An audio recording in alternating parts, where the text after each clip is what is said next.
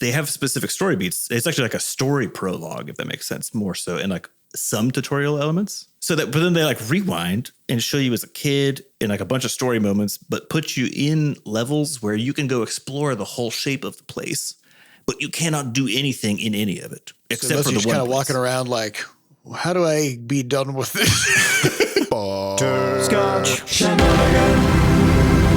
Hey everybody, welcome to episode 452 of Coffee with Butterscotch, the game dev comedy podcast of Butterscotch Shenanigans. I'm Seth and I'm the games programmer. I'm Adam and I'm the miscellaneous programmer.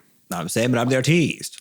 And this is a show where we talk about life, business, and working in the games industry. Today's January 26th, 2x4.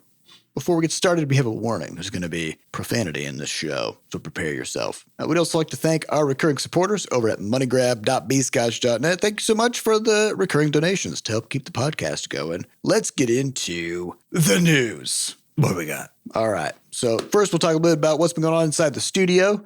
And then we'll talk a little bit about some Apple shenanigans. And then we'll have some questions on this episode. Let's do it. So what's been going on inside the studio? Well, we've been jamming on Crashlands 2 for the past, I guess for the past 3 years. Whatever. Same story. So, kind of same story. It's always interesting when we start the podcast because like we're doing so much stuff for Crashlands 2, but a lot of it is like either really technical or it's like foundational or, whatever. And it's weird to like try to talk about it all the time on the podcast. So you probably have noticed that we don't talk about it that often. We'll show it when it's ready, right? Mm-hmm. But talking about it isn't always the best. But we have hit a pretty good milestone this week, which Sam could probably talk a little bit about. Yeah, we got the terrain built out for the second and third biomes. There's only 3. So, that's all the land is available to put down. Now, importantly, nothing goes on the land in those other 2 biomes yet. You got to have the land before you can have stuff on the land. Yep. But it means you can start putting the map together. You can start planning like what are the things are going to be, where the town's going to be. You can start planning all of this stuff, right? Kind of. You can kind of start doing things. But one of the things I noticed, which is interesting, is that, the first zone has tons of resources and creatures now, right? And part of what creates these little pockets of different feeling, like ecosystems within the biome are what particular combo, not just of terrain, but of then the things on the terrain, the creatures, etc. So what's interesting is, the very first one we made took a very long time. The first zone biome. Yeah. And a big part of it, 3 years. Yeah. Basically, yeah, because it was trying to figure out like what even is that? How big is a tile? Starting at the very basic questions. It was all design, just tons of design, and then like you're just iterating on the design and the art and everything else simultaneously. And so it took a long time. The second zone then took about 3 weeks. And we're talking about just the terrain parts, right? Yeah, like just the visuals, the tiles, essentially, how the ground is going to look. Yeah. And the second zone then took about 3 weeks, and then this third zone, which I did back to back, took half that time, so about a week and a half. And so there's a lot of stuff in there as far as just like how it is that game development is so hard, and a lot of that stuff is front loaded in terms of like once you get to a point where you understand what the rules are that you are making up, because they don't exist yet. Once you finally have them and you can then go build stuff out within the confines of that, work goes a lot faster, right? And that's kind of the whole shtick we've had about how the game can come out in 2024, even though, we just did our closed alpha in October with essentially the first zone. And it's because, it takes like 3 years to figure it all out, build the tech to be able to build the rest of it. And then in theory, it's not going to take us that long to knowing what questions to ask and then figuring out the answers takes a ton of time. Mm-hmm. And once you have the answers, then you can just do the work, and that actually doesn't take nearly as much time. There's always little questions or like little wrinkles and stuff, but it's like the scope of maybe a couple hours of flopping around versus potentially weeks trying to figure stuff out. Well, you're asking more specific questions because you're like when you're working on the second zone, you now have the first zone as a reference, right? So you're like, okay, we have the concept of how do shores get generated and how do they interact with water visually? How do we sort the tiles by layers to separate them out? Because we have all kinds of new tech in Crashlands 2 that we didn't have in the first one, where the ground tiles are actually composed of each tile is composed of multiple layers. which then allows them to kind of seamlessly integrate with other tiles of their same type while creating like a really nice border kind of like around the edges of the area, you know, kind of a thing. And so like even like just realizing that we could do that and then digging in to figure out how to do it and then testing it and everything like that was like 2 weeks on its own, right? But once we figured it out, then we were able to use that throughout the entire first biome, and now all those questions are answered. And so then boom, that shaves 2 weeks off of every future tile, right? So, you know, it's like something that I've always kind of scratched my head about is the idea of a learning curve, because it's the idea is like, as you know, as you learn stuff, it gets like faster and faster kind of a thing, right? It's like how long does it take to learn stuff is the idea of a learning curve. But everybody always uses it backwards because people say something has a steep learning curve if it's hard to learn. Well, and we're talking about the axes on the graph, right? It's because time is on the bottom, right? And knowledge is on the vertical. Yeah. Yeah. So it's always a curve, right? Because like you'll learn the most stuff up front because you don't know anything, right? So everything you see, you're like, wow, right? But then as you learn more and more, finding that next bit of knowledge becomes a little bit harder. So it's like a curve that kind of tapers off, right? But a shallow learning curve is one where like you gain knowledge much slower over time because it's harder to learn. That's usually what people mean when they say a steep learning curve. Though. Yeah, when people say steep learning curve, they mean hard to learn. Because steep sounds hard. It's hard to climb a steep thing. It's hard to climb. So, yeah. If you think of it as like when people say that they've just flipped the axes, then it makes sense. You know, it's actually the same thing. You know, sometimes when you get over, like you crest some problem and then you have that thing where it's like, oh, it'll be downhill from here. And it's like, that's good because it's easy, but it sounds like I'm saying it's going to be bad. Which is actually funny, right? Because you were like, if it's all, I guess actually if you say it's all downhill from here, that's actually good. If you say it's going downhill, that's bad, right? Isn't that how that works? I think both of them mean that it's bad. Both of them mean that it's bad, even though it's easier to go downhill than uphill. Yeah. But also, the crazy thing is you risk death more going downhill because you can't control your descent. So that's why you should never go anywhere. You know what I mean? Best move. Just plant. Yeah, get in your bunker. YOLO, right? So I guess the point being that learning about how learning curves work has a shallow learning curve. You know, because people just haven't figured it out yet. trying to do the math of what you mean. It's very hard to learn about learning curves, so they have a shallow learning curve. But you know, and back to the point, the biomes are there now. Yep. Like we've got the foundations. So now we'll be starting to populate all of the interesting resources and creatures, which is like it's very. And the reason we start with the terrain and stuff is because everything is fully integrated in terms of aesthetic, color scheme, you know, visual styles, all this stuff. Even like the audio needs to have a consistent motif. And so it's very difficult to sort of like do things one at a time or do things free of context. Because we could have, for example, started with what creatures do we want in the next biome? Just start with those. But we don't know, if you think about like nature, creatures they live in a place. In an environment. Yes. You got to understand the evolutionary niches. Yeah. And so, you know, if you have like a monkey and then your next zone is a desert, it's like, how though? Like, where does it live? What does it eat? It doesn't make any, why is it have dark fur and is hairy? That doesn't make sense in this context. If you got a naked cactus monkey, though, that works. Good. That works in a desert. Yeah. Which, like, if you make a desert first, and then you're like, I want something kind of like a monkey, but in this zone, but it has to make sense. How it lives there. Yeah. So then you can do it that way. So that's how you make sort of like a more cohesive place. It's like kind of go from the ground up, where it's like terrain and then like vegetation and sort of like more mundane aspects of the environment. But yeah, like you basically build the food chain. Build the food chain. Yeah.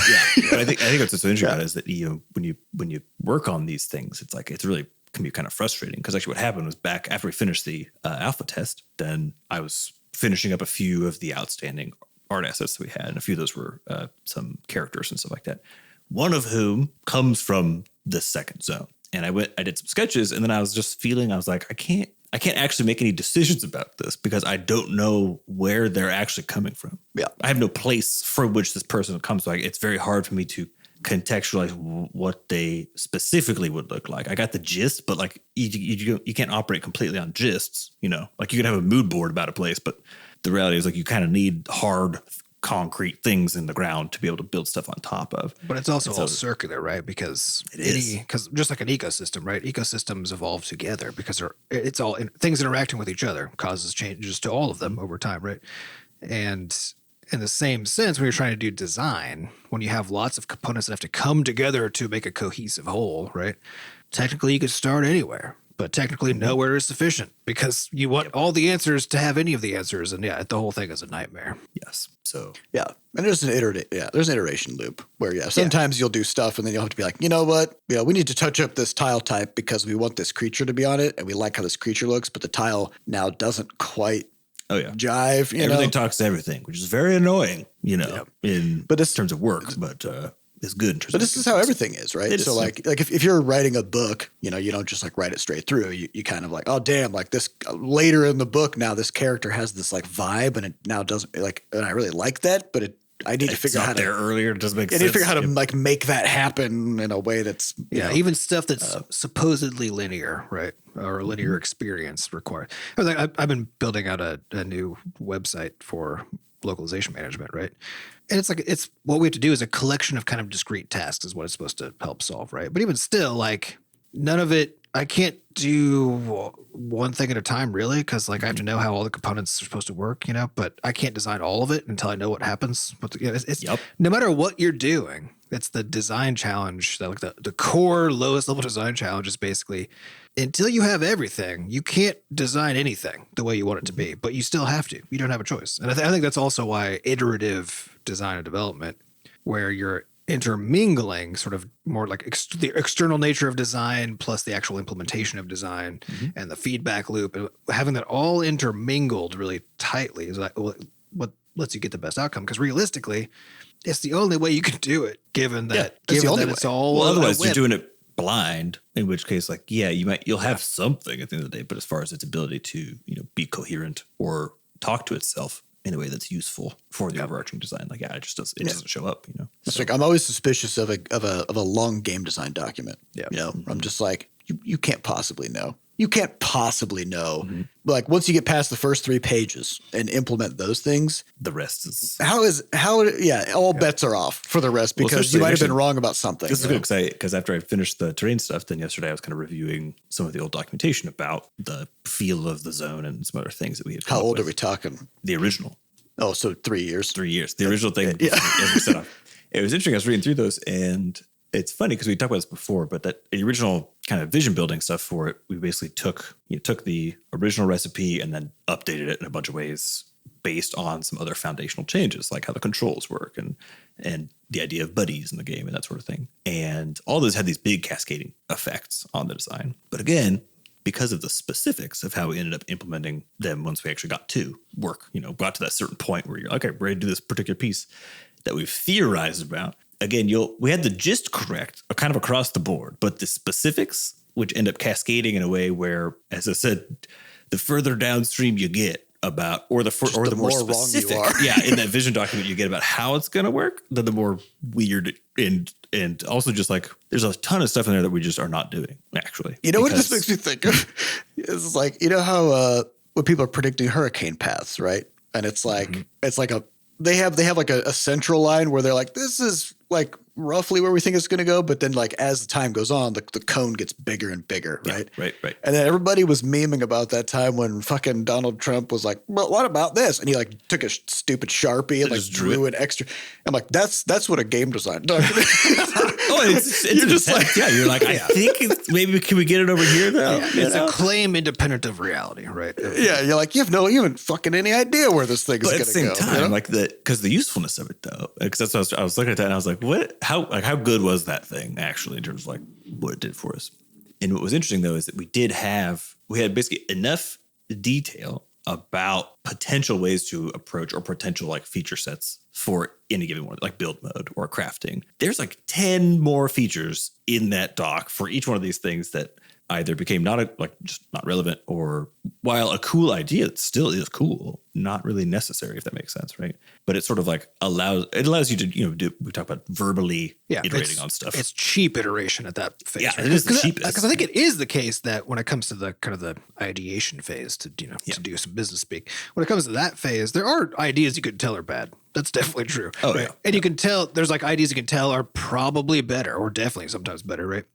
And so I think the design doc kind of a phase where you're doing the verbal and sort of external iteration. Yeah, what are we trying to build here? Yeah, the utility of that is like that's your drafting phase basically. It's where you're saying like I'm going to do the cheap work of thinking of what I think I want this to be, sort of generally how it's going to work, how stuff's going to work together, and cut out all the obvious bullshit as part of that process, right? And have a high level vision. But if you try to have that doc literally describe what the game is going to be, that's where it was all wrong. That's where Anytime it's it was very impossible. specific. It was completely wrong because it was even stuff like when I remember how we were talking about like trying to create different play styles, different like ways of the player like getting entirely new resources like mana. Now they're like a wizard or that kind of thing, and we're still going down that path in a completely different way than what was in the as far as the design document. specifics, right? As far as the specifics, yeah. But like it would have been just as effective in the design document had we just had like it's almost like a gist board, where it's just like the player should somehow be able to play the game in a bunch of different ways, in a bunch of different play styles. But then because the problem is if you're like, and it's going to work like this, then as soon as you declare that, what you don't realize is there may be like in our case, it was that our original idea actually would have required tens of thousands of art assets. That we didn't realize because we hadn't figured out what tools we were going to even be using to make the art assets because we switched over to Spine and started doing this stuff. And then like once we started building out the visuals of the game and we looked back at our plans for how armor and equipment was going to work, and we were like, there's some new constraints here we didn't know. Yeah. This is impossible. And so we had to rethink it. And then like if you look further downstream in the design document, if there are things that depend on all the specifics of the armor implementation, that's where it gets tricky. It's all bunk. It's all done. Yeah. Right? But at the same time, it's interesting because like there definitely is a value in trying to figure out how all those big pieces fit together, right? Like knowing what those big pieces are and then being like, so if this, then that, right? It is useful to try to be like, okay, if the player has armor, then it works, again, vaguely like this, which would mean that we can do that in terms of how the world's built or whatever. Because again, all these things talk to each other. So you kind of have to, with a game this big, I think it's tricky because I think you can't quite go in blind, but it's almost like maybe the value is just in the exercise itself, if that makes sense, as a preparatory exercise. And then you pick your starting point and you just kind of start going. And then it becomes more of that chaotic iterative style with that basis of like, but I think it's also, a lot of shit.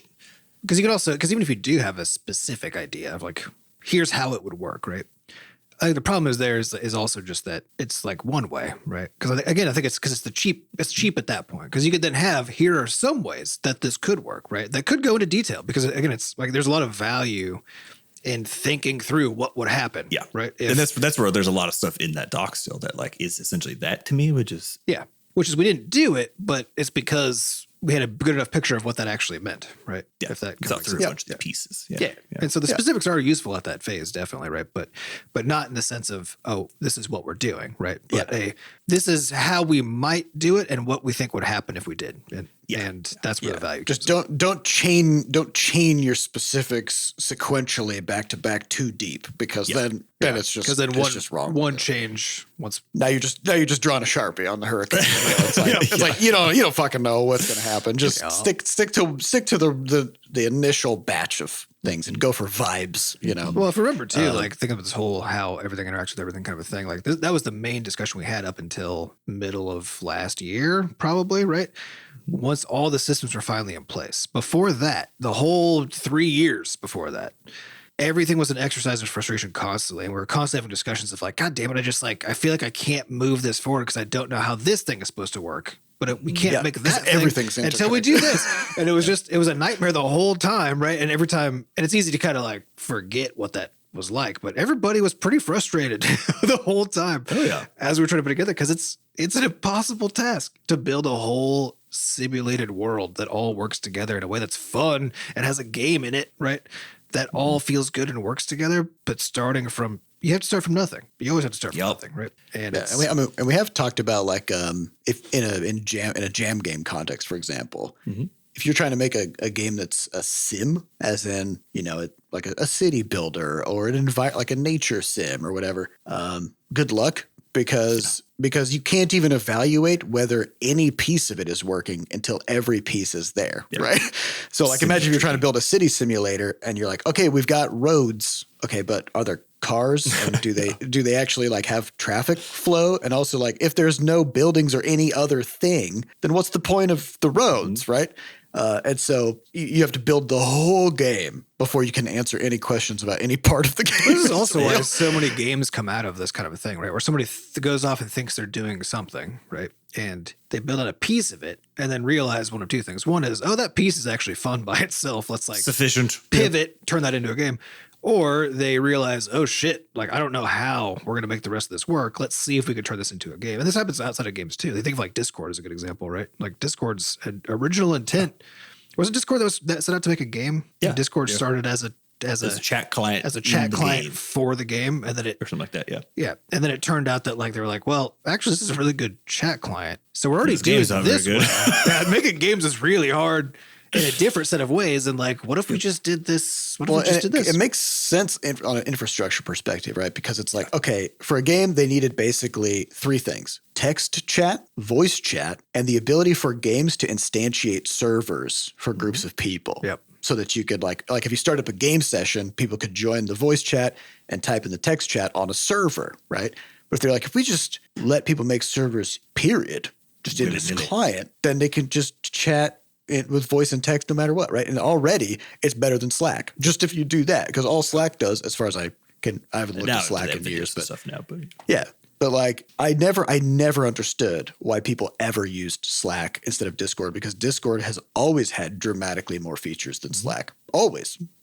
It's fully integrated, but it's like, I guess there's some inertia thing to it. But yeah, like it started as a thing, like they needed to solve some problems for their game, and then they developed this tech, and then suddenly everything changed, right? So and that's like the value of the iteration, right? Is if you're too tied to the original plan, then you can't pivot. You can't follow the thing that was the better idea. Yeah. All right, now let's talk about some shenanigans. What kind? We've talked about the butterscotch. Let's talk about Apple has been up to some shenanigans, as expected. These folks are really ruffling some fetters lately. Really it seems legally. So who wants to take this one? Give us the TLDR. The high level is basically that Apple has lost a few, what do you want to call them, cases, regulated things, whatever, such that they have to make some changes to the App Store. Okay, both sort of globally and then also in the EU specifically. And those changes amount to a wide combination of things like letting developers use external payment processors. In other words, you wouldn't have to go through Apple to get paid, for like a player in a game to buy an in-app purchase. You could actually direct them to a different website, right? And therefore, as originally intended, avoid the 30% Apple quote-unquote tax, right? Yeah. It turns out that the letter of that requirement, though, didn't actually prevent Apple from still demanding that 30% cut. So they're still taking it. Yeah. So basically, essentially what you're seeing is that Apple's been told they have to do things differently in a way that is actually a lot better, frankly, for everybody else involved, like us. But the way in which they have then turned around and complied with these orders has been so salty, frankly. Yeah, just kind of belligerent.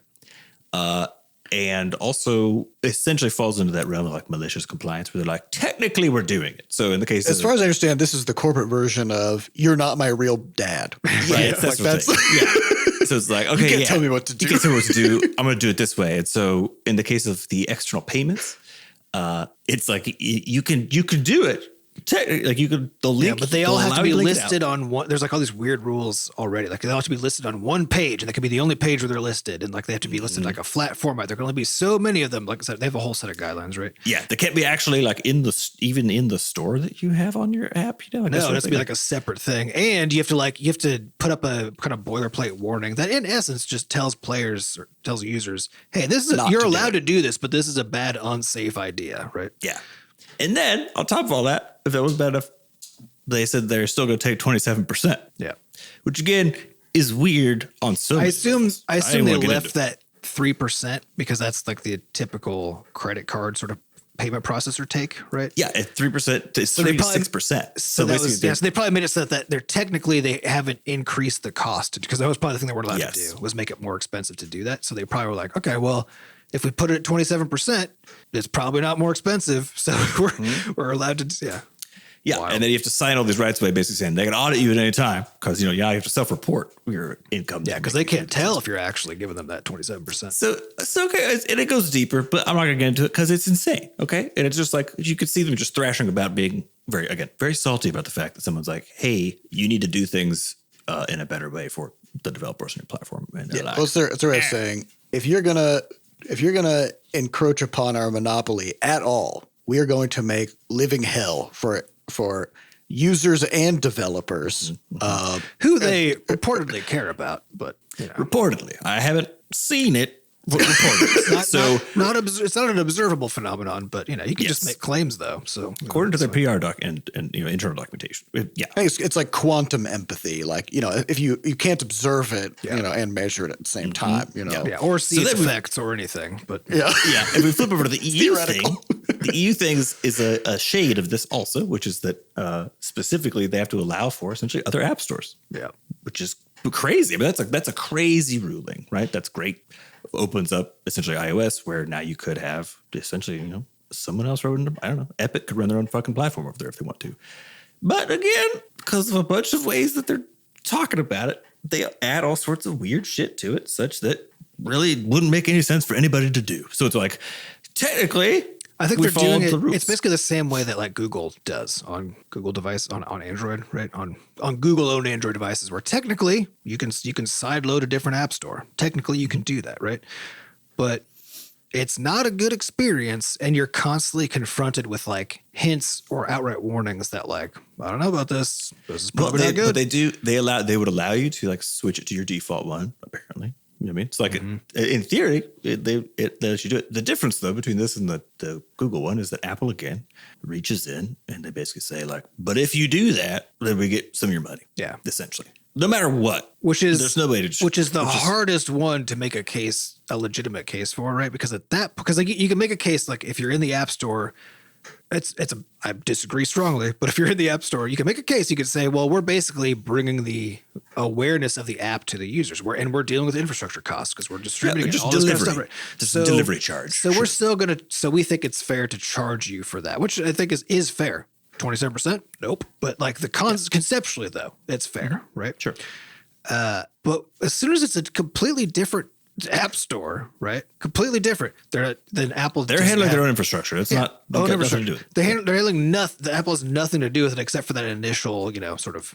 It's like going to Microsoft Edge so you can download Chrome, but then Edge going, okay, anytime you buy something through Chrome, I'm going to take some money. Well, this is the kicker, because I've heard people defending this, where they basically say if you're a software developer and you distribute something over onto iOS, right? Then like Apple has given you access to, 1 billion potential users through their ecosystem, and they deserve a cut, right? It's like, okay, sure. Where are you gonna stop that logic, right? Yeah. So like, for example, I bought a keyboard from Corsair. Mm-hmm. I have used this keyboard to program everything that I have programmed. Yeah. They've enabled me to reach millions and millions of players because I can type. Does Corsair get a cut? Do I owe them 30%? What about my monitor? What about Microsoft, who makes Windows? Yeah, which is our OS that we use to develop everything on.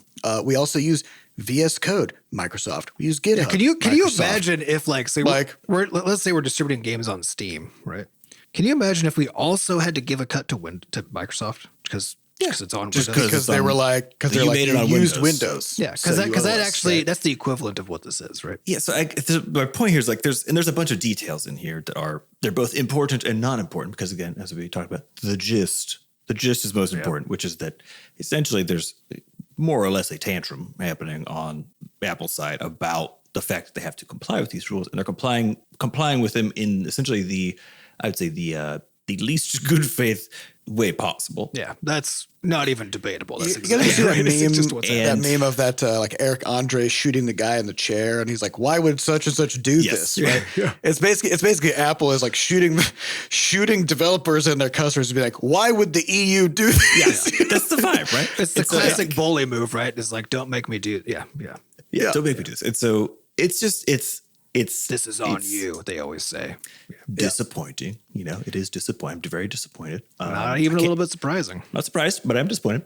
And what I imagine the reason I don't really care too much about, again, the gritty details is because this is actually the start of it, if that makes sense, where because of the way the EU works and everything else, the EU weighs in on the proposal apparently for like how this is going to go. Like they can say like, well, you didn't quite do it the way we talked about. And they have some very like broad language in that thing that allows them to essentially say that, And so I don't know where this is going to end up, basically. Well, I think what shows. all giant companies have learned historically is that eventually you're going to lose the monopoly. Eventually, right? Yes. But because of how shitty all of our systems are, it takes a long time to lose your Just monopoly. take a while.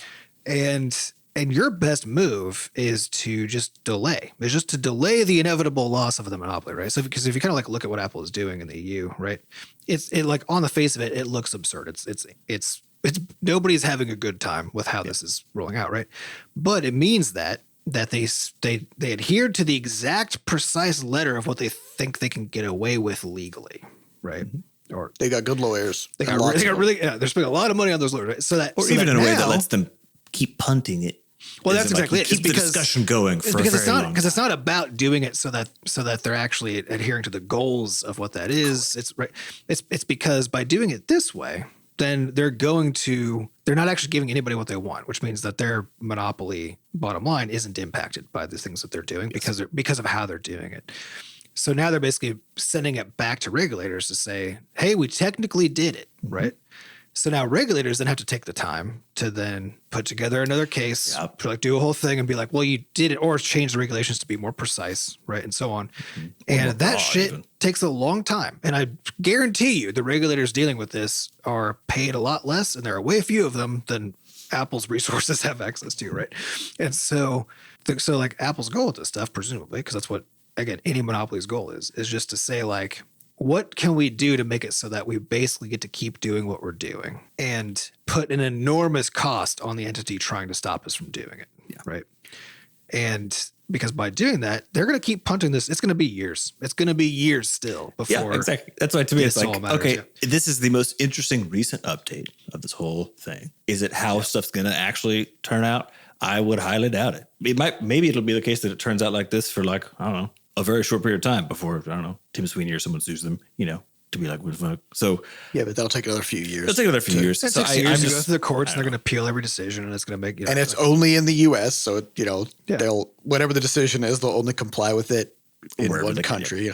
Yeah, but what's really interesting about this, though, that I've been thinking a lot about is so I think we can all probably agree that tech, as we understand it now, centralizes power. Right. Sure. Yeah. So like music used to be like lots of record labels and millions of artists, blah, blah. And now it's like Spotify. Well, just and kinda, even those out, were bad because there were only a handful of really successful record companies. They also behaved really poorly because they could. And Well, they still do. I mean, And they still do. Yeah, and then you got like Amazon. They just kind of like sucked up all the retail and everything. Like whatever can be centralized through tech becomes centralized. And then you have this weird problem where you see a company like Apple where what percentage of the world's population now just like has an iPhone in their pocket right now? It's insane. Like The world a is measurable percent. It's measurable. The world is smaller, but the U.S. is really high. It's like Exactly. So we're talking about like within the confines of the U.S. Let's say maybe 20% of people have an iPhone. I don't know if that's actually It's a maybe lot. 30, Never maybe mind. it's quite a bit, right? And it's not just like an entertainment device, right? People use it for emails, phone calls. They use it to pay for shit. They use it to keep track of their passwords. They use it to call to FaceTime with their families. You know, like it's infrastructure.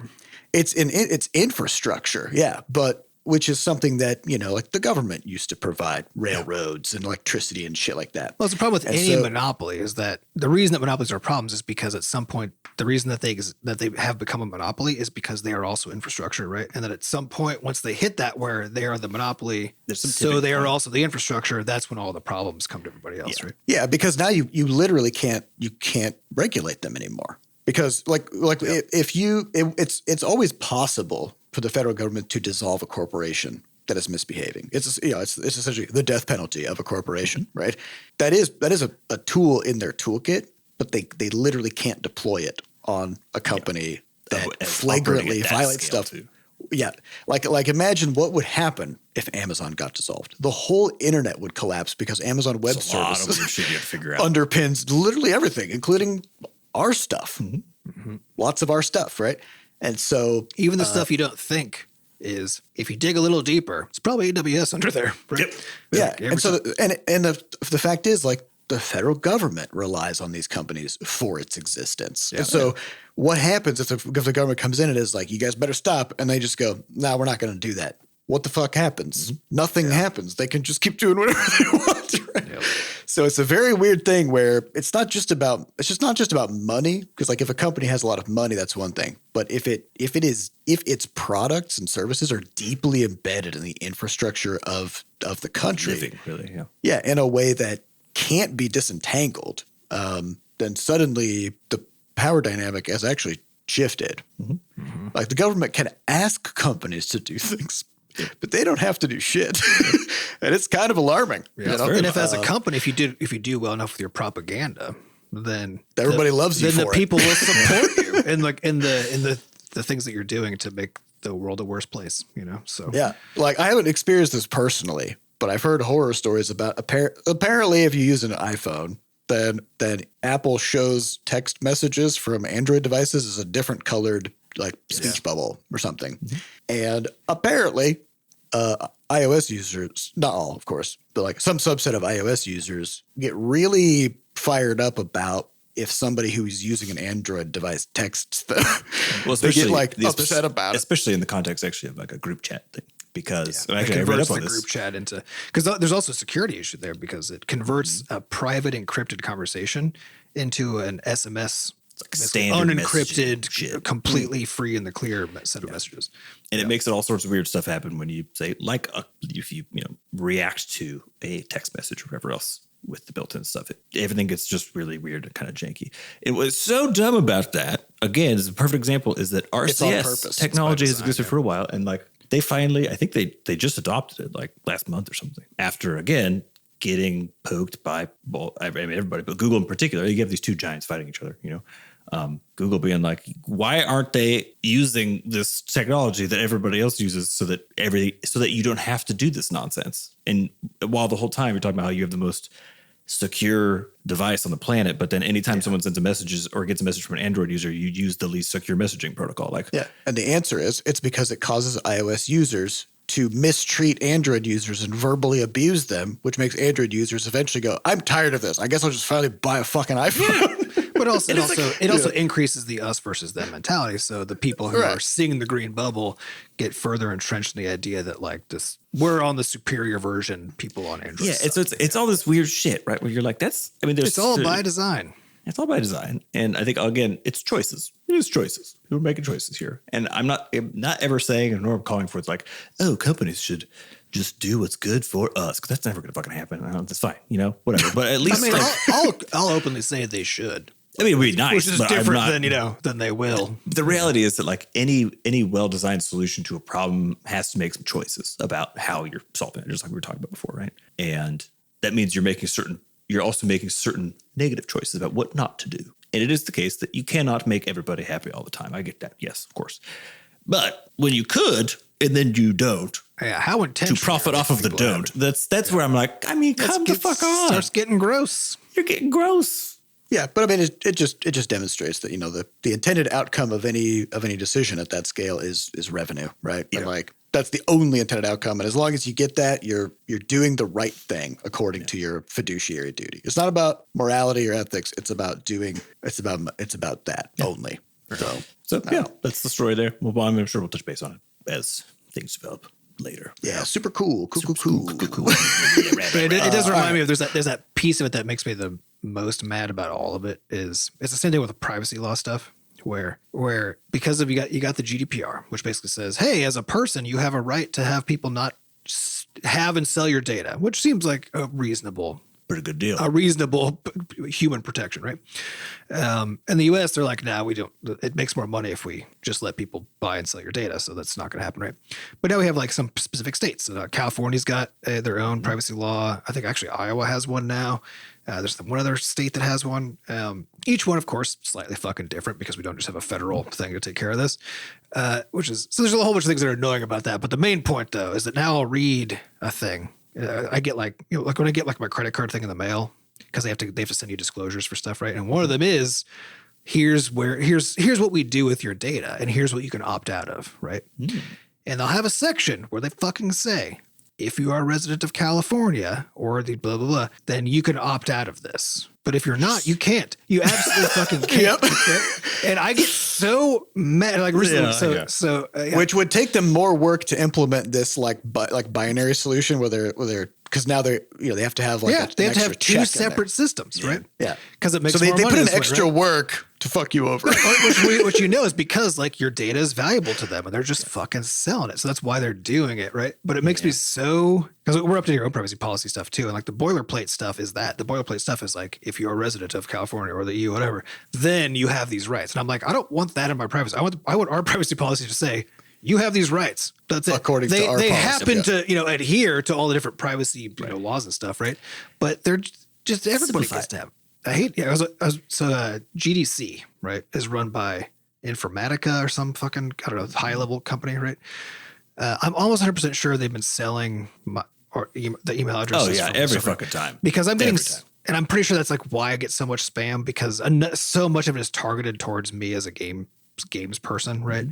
That the only way they could be that many people could be sending me this much stuff is if there's a high value, huge email list out there. GDC's got to be where it came from. It's the only thing that makes any sense, right? Yeah. Every time we sign up for GDC, new wave of spam. Immediately, spam just starts flooding into it. So a few months ago, I was getting really tired of it. I was like, I want to go get my stuff off of their services, right?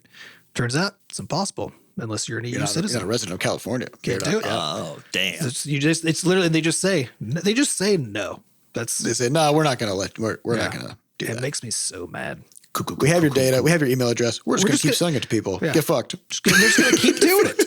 And you can't ask, you can't do anything about it. They just get to keep doing it forever. I hate it. Like you should have thought about that before you wanted to come to a convention. Pay us thousands of dollars to come to a convention. Because that's it too, right? It's like it's not even that I like use my email address to get something for free. It's like no, I paid them a fuckload of money to go. You gave talks. We've contributed to the event. Yeah, it's fucked. Anyways, let's try to get like one question. Let's squeeze it out. These questions come from our listeners over at podcast.bscotch.net. The highest upvoted question comes from Ilegally Sam, who says, since it's one of the big indie releases of the year, I'm curious if you guys have played or have any thoughts about Sea of Stars. It's one of my personal favorite games from this year, and I'm very happy to see the overall very positive reception for the game. So we mentioned last episode that we saw this question, but none of us had played it. So Sam took it upon himself to check it out. It's on Game Pass, baby. So I was just like, oh, wow, we'll just boot that out of the weekend. And, I actually play very few games for a long time. I really like playing a lot of games in like a couple of hours, right? So this is right up my alley. And I had seen Sea of Stars when they did a Kickstarter, and I was like, holy fuck, that is a beautiful looking thing. And it is. It remains such. It's a very good looking, essentially like a modern take on a JRPG. You travel around with your party, you do these kind of turn-based attacks, that sort of thing. So for people who are into that genre, I think it seems like it's definitely good. It hits all the marks as far as, again, like the overall world building stuff is really fun and cool. Good vibes. Good vibes. I will say the beginning was so slow that I was very annoyed because, and I was confused. So my 2 cents is that once I got going, I was like, okay, I see how this works. And like, it's a good JRPG structure. The combat is interesting where there's a little more like reactive elements to it. Almost like kind of quick timey sort of stuff and a bit more strategic depth to it. So the combat was good. Run around the world was interesting. The story stuff was kind of medium to me as far as how it felt like it was kind of occasionally janking up just being able to play the game. Kind of being too slow in the way. But I think a lot of it has to do with how they did the intro, which confused the shit out of me because what is it? You start, basically they drop you in and you're playing as these 2 characters. You go explore this little ruin, make it to a campfire, and then they throw you back to your childhood where you were training to become now like the warrior that you just saw yourself being. But then they kind of like it's like a lot of stuff where you can go explore this whole area, but you'll go into this room and go, ferret out what's going on in the corners or else, but you can't do anything in there. There's a lot of spaces where like because it's like you're in the past, so you can't change it, kind of a vibe. No. It's like you literally they have specific story beats. It's actually like a story prologue, if that makes sense, more so, and like some tutorial elements. But you already kind of did a tutorial when you first landed, right? Because you already had to figure place. that stuff out to even get to this in the first place. So that, but then they like rewind and show you as a kid in like a bunch of story moments, but put you in levels where you can go explore the whole shape of the place, but you cannot do anything in any of it except for the one. Kind of walking around like, how do I be done with this? It took me like an hour before I like made it through all that stuff, and I was like, why? I would have liked if I started as a kid, that would have been great because then I wouldn't have already learned how to play the game and stuff, which happened in the first 5 minutes. Before doing the tutorial. Before doing the tutorial. And like, yeah, that was like, it was just really weird. And I think that was one of those things where I'm like, again, maybe I don't know if it's a JRPG thing. I'm not like a huge fan of that format typically because sometimes I think it can be a little bit more onerous in terms of like turn-based combat, which I think they actually did really well. I think it was really fun. But the fact that I like the entry point into it was this really weird, like the intro, prologue, double tutorial to get back to where I was. It was just odd. You know what? This makes me. You guys played Dragon Age 2? Yes. No. They did something like this in Dragon Age 2. Kind of, but in Dragon Age 2, you start with a full action bar of like dope powers. Yeah. You have this epic fight, which is the tutorial. You fight a giant beast or dragon or some shit. Yeah. And then you basically get your shit rocked and go back to like nothingness. And that's kind of how you then start the game. Which was very weird. Like that threw me off so much in that game because like fighting a giant boss when you have a whole bunch of abilities is something you need to work your way up to and earn. You know what I mean? And I don't know, like, well, they're trying to show you where you're going, which I can get behind that. That's cool. But like, I think it can produce a very mixed reaction depending on exactly how you do it. And I felt like that's what they were trying to do, but it just didn't. There wasn't a whole lot more I had available to me at still level 0 when I was starting as like the current day hero going to the campfire versus in the tutorial when I was a child, still at level 0. I had no new abilities. So it was just kind of, I was like, why did that happen? I'm very confused. I'd be curious to hear what like the community for this game or like the fans of this game would say about that. Yeah, about the intro. I didn't know. I was like, am I just hitting it wrong or like? Yeah, on one hand, it might be like there's somehow there's something you missed, but on the other hand, I'm thinking like, yeah, but like the designer, like the devs should have like if someone like Sam, who is a game designer, game developer who plays lots and lots of different games, comes into this game and is like, I don't know, I can't figure out.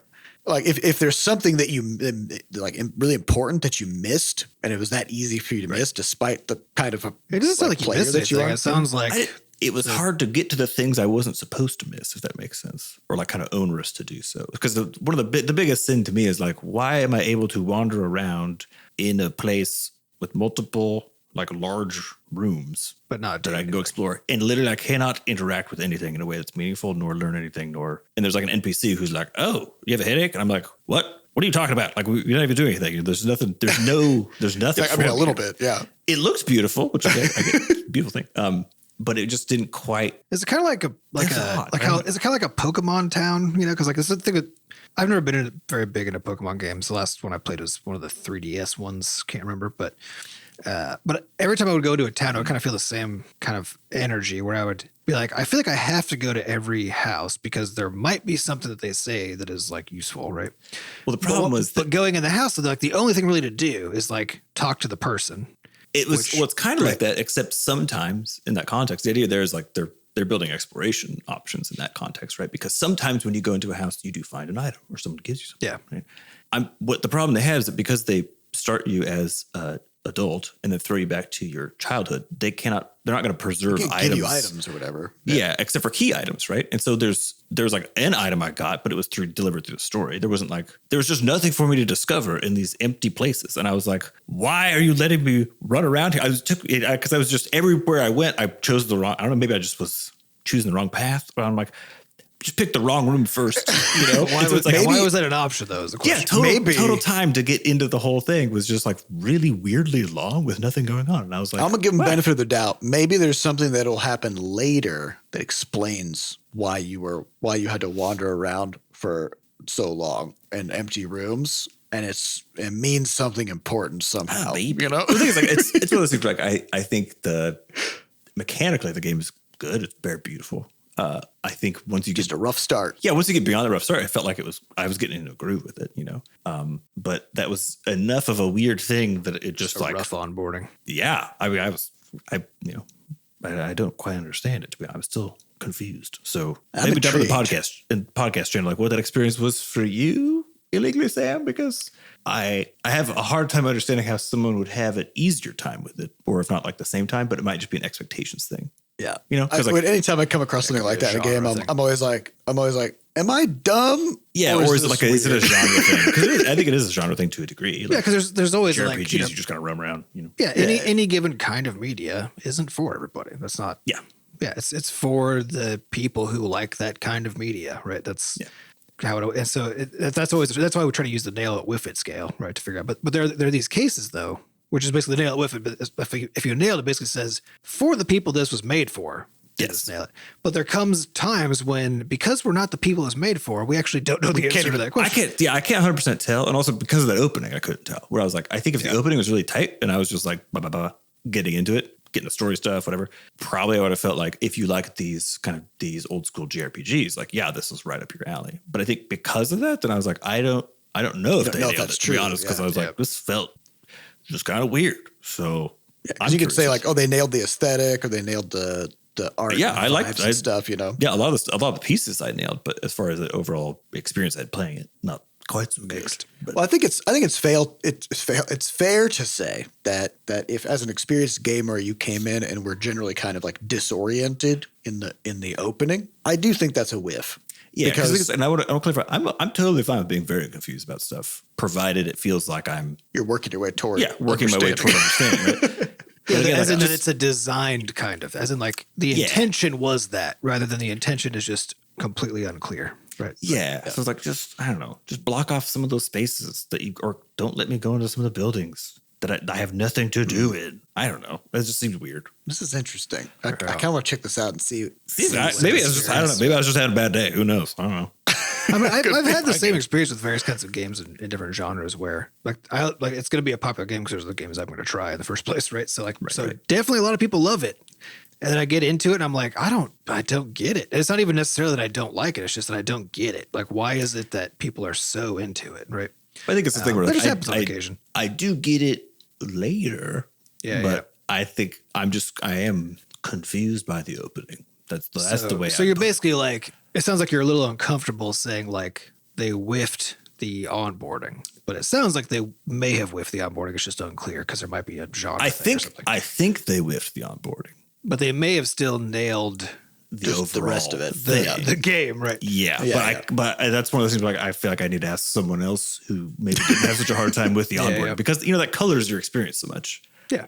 Which is also, I think that's an important point too, to say that this is also where the value of like an actual games critic comes in, right? Is or any critical writing about like any review basically of any media, but like a game, right? The whole idea here is that you're trying to understand what the game is and who it's for and how it was designed and how all those things interact. And the more knowledge you have about all of those things, the better of a job you can do helping somebody else understand like what it is they're going to get into. I think this is a good example of like, Sam, coming from your perspective of like making lots of games, playing fuckloads of games, right? But not these ones. But not this kind. Not a lot of these ones. Yeah, so you're in a kind of a position where it's like you can still say a lot of stuff that could be helpful for other people's understanding of what the game is and what they're getting themselves into, right? But there's still just enough missing in your experiential knowledge of the genre that it leaves this hole. And this is the value of the nailed it, whiffed it, right? Kind of a thing is that if you actually don't know, that should be what you say. Right. As you say, I don't know. You say, I don't know. Like this wasn't for me. Therefore, I cannot. And not only was it not for me, but also I'm too unfamiliar with what it means to be the person who it's for. Right. Mm-hmm. To be able to even guess that, like, maybe that makes sense there. Yeah. I don't know. I think it's one of those things where, like, I think you can certainly nail the overarching thing and whiff a lot of pieces inside of it. I think I was just a little caught off guard by the whole, like, because a long opening. That's a lot. And like how long it took me to get through that and being just kind of befuddled by it's the same idea as Starfield, like the Starfield develop or your lead dev basically saying like, well, once you get 12 hours into it, then it's really good. Then you get to have a really good time. Yeah. Why didn't you figure out how to make it good just the whole time? 10 minutes. That's where I think it's fair to say that, because in my mind, like the onboarding of a game, it's so tricky, should get you caught up. And it's the most important part of the whole game. Yeah, like if you're not that familiar with, so like for example, Kerbal Space Program. First time I played it, it whiffed completely because they didn't have what they now have, which is science mode, where you just had all the parts, right? You just had every rocket part. Yeah. And then there was like, here you go, here's 300 parts, have fun. You're like, what is this? It's like first time I played Terraria, I was like, I understand what's happening. And then I just left after like an hour. Which is basically like good game concept, completely botched the intro, right? Yeah. And so the first time I played Kerbal Space Program, I played it for about 30 minutes and I just was so disoriented that I just put it down. And I didn't pick it up for like 3 more years until they finally added science mode. And I was like, would that maybe like make it easier to learn it, you know? Mm-hmm. And I picked it up and then boom, I put 400 hours into it. Yep. Right. So it's like the game may be good conceptually, but like I don't play rocket building games. That's not a genre of games that I play. I had never played a game like it before. For people who are really into that stuff. Yeah, they are. Yeah. But that's, again, that makes sense, right? Because it's like, again, they nailed it on the design because there were fuckloads of people who loved Kerbal Space Program before that happened, right? But those were the people who like love the idea of like running their own NASA, right? They're building fucking rockets, right? And they know a lot about rockets. I think it's super fun and interesting. They don't care about the missing tutorial, right? And so for them, it nailed it. And actually for you and for me, like the overall game itself, like what it was and what it could do and like how you interact with it, nailed it. Yeah. But the onboarding whiffed it so hard for that audience, right? That you just couldn't play it. Actually, you couldn't discover that this game was for you because I got kicked out. You got kicked out too early. Yeah. Which is why I try to think about like the game as a whole as kind of separate from the onboarding, right? Because the onboarding is like if you're already playing the game, then you have made the strides to seek it out and download it and install it. And you're like, I think this is something I would like, right? And if you've gotten that far, and then when you boot up the game, you're just generally kind of confused and frustrated and can't figure out what the fuck is going on for a long time, then like to me, like that's what the opening of the game is for, is to teach you and get you in. Right. So yeah, you can have a game that nails it sort of overall, but just absolutely whiffs the onboarding. Which really just means that it nails it only for a subset of the potential population. Only for experts. People who are already. But again, that's what I was thinking. I'm like, maybe this is maybe this is just me because I haven't played a lot of JRPGs aside from like Final Fantasy, 100 years ago. But I am curious. I'm genuinely curious. I would like some notes in the podcast channel in the Discord so I can understand why. Yeah, maybe everybody's like, yeah, all you had to do is just go left. There was like a doorway right there. I mean, which still leaves a fair question though, because it can't be that, because if you have like why would that be there? If a game is made with a whole bunch of stuff you're not supposed to experience because it'll give you a bad time, like that's a completely insane decision. Yeah, it's got to be that because that experience had to have been intended, and to Sam's point, it might not have been intended that he experienced it the way he did. Right. So the question is, how is how are you supposed to experience that aspect of the game? You're in like a big school, so I was like, is it supposed to be cool to me? And the art's good. So yeah, is it supposed to be cool to me to like go into some of these different rooms or like go to this town, you know, and like, is it supposed to be cool? Because I was just like, I can't do anything. I have no skills. I'm a child. Well, yeah, I think that's part of the question, right? To the point Like, where I have some fucking skills and it's just like, right. Because 45 minutes. games don't have to be about like having skills and doing stuff with those skills, right? Exactly. And so I'm that's like, part of the maybe it's question just is not like, me. Well, yeah. Did they frame it weird? And you're like, you came into that part with a certain expectation, you know, that because you had that opening. That's why the doubling was so weird. Because I was like, I feel like if you cut out the opener, which doesn't need to exist anyways, because like we fucking do this again in the childhood tutorial, then it would have made a little more sense because I start with nothing and I build up. I wonder if there was like a feedback thing where the intro to the game was actually this as a childhood thing, right? The slower pace thing. Yeah, but because you don't do anything, right, then it was kicking people out. Probably. Right? And then so they were like, okay, well, we need to show you what you can do, like Skyrim style, right? So let's have this like, so now let's kind of prefix it with a new intro, right? Mm-hmm. But you don't want to rework this elaborate huge intro you already made, right? So now it's a game with two intros, maybe because the first intro was kicking people out and they needed to make it feel like, oh yeah, don't worry, eventually you'll get to do stuff. We'll show you what that looks like. Yeah. Right? Or there's some kind of spaghetti code thing going on where it's like they can't really like remove that intro. Yeah. You know, that's like, there's also a sunk cost thing where it's like something that has always kind of like baffled me is so I've talked a lot in the past about doing these Mythic Plus dungeons in WoW. Every week they have these things called affixes where they like add some stuff into the dungeon. You know? Yeah, and they rotate. So like some weeks there's an affix called Sanguine where like every time you kill enemies they drop a pool of blood on the ground that kills you when you touch it and heals enemies when they touch it. So every single time, and like there's lots of stats that you can find online about like how many dungeons people run each week and stuff like that. Every time it's Sanguine Week, the participation in Mythic Plus drops by 25%. And I'm looking at this and I'm like, all right, I'm thinking about this as a game developer. Right? Yeah. As a game designer, if I've added a feature to my game where I just like I have a switch that I can flip. And every time I flip that switch, a quarter of users are like, nah. I lose a quarter of my players. and the remaining players are only playing in spite of the fact that I flipped that switch, not because of it, right? Yeah, maybe take that why switch is that switch there? But it's been there for 8 years. That's wild.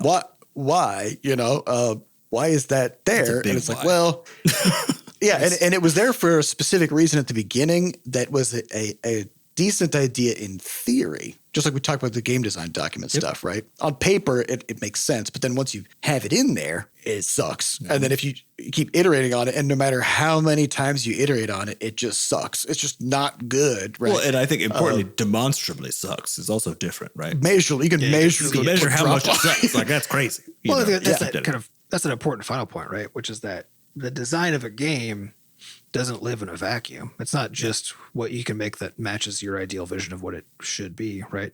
It also lives in the reality of the people are making it. People are striving for time. People have budgets. People have all this stuff, right? And also, who's the champion of what, right? Because if there's somebody in Blizzard or somebody at WoW who just fucking loves this feature, this thing, and they're high up enough that they can just, no matter what anybody says, they can just keep it in there. Like, because that could be one reason why it's there. It could be that there's no champion against it within WoW, so that nobody really cares about it, and it doesn't. And nobody's yelling about that 25% player drop. So they're like, whatever. I got other stuff to do. They just do other stuff, right? There's like all kinds of reasons why that thing is in there still, right?